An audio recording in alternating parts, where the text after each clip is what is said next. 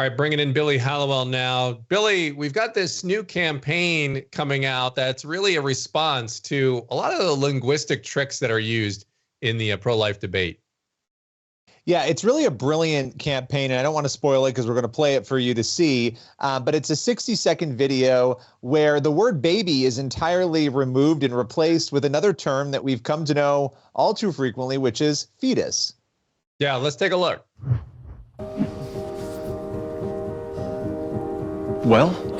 It's positive. We're having a fetus. Having a fetus? We're having a fetus. And here we are. Would you look at that? Hi, fetus. Hey, got names yet? For the fetus? We've got a few we like.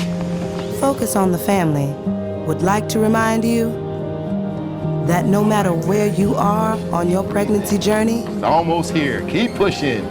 Your fetus is doing great. call it what you want. But the truth does not change. You want to feel the fetus kick? It's a baby. It's still a baby.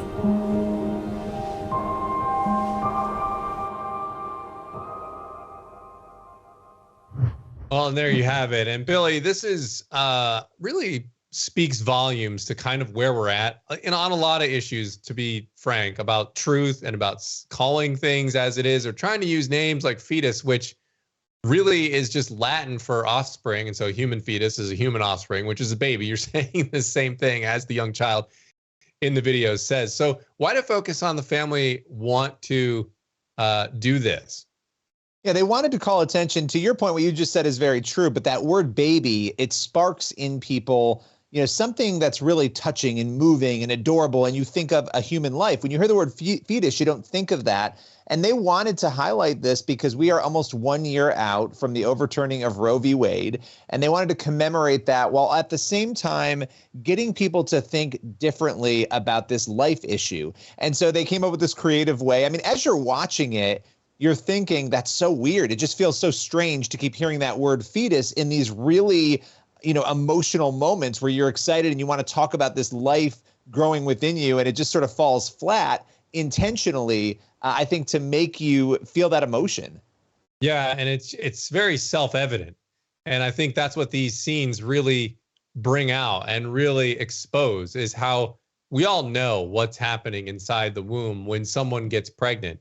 When a woman gets pregnant, you can't even barely say that these days.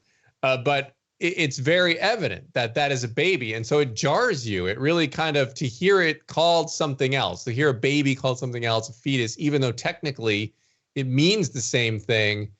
That's what I mean by linguistic tricks. That's a lot of what's happening in this debate on the pro-choice side of things, the pro-abortion side of things. They want to use different words to, like you said, dehumanize what's actually going on here. But nobody does those things. Nobody says, hey, congrats on the fetus. Nobody does that because, like you said, it takes away the emotion, the meaning of what's actually happening there.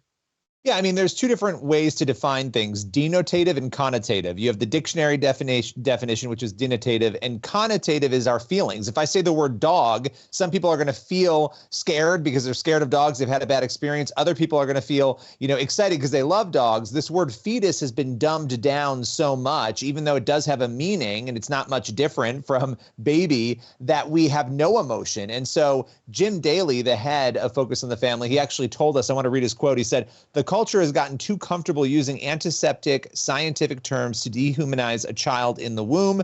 We wanted to challenge that by plainly and simply showing, in situations we're all familiar with, that it's a baby, and to call it anything else just doesn't make sense."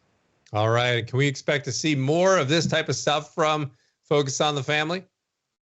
I think so. I mean, look, they've been doing this for years. They do a great job of it. And it's just a well-done spot that makes you think. And so I would anticipate there's much more to come.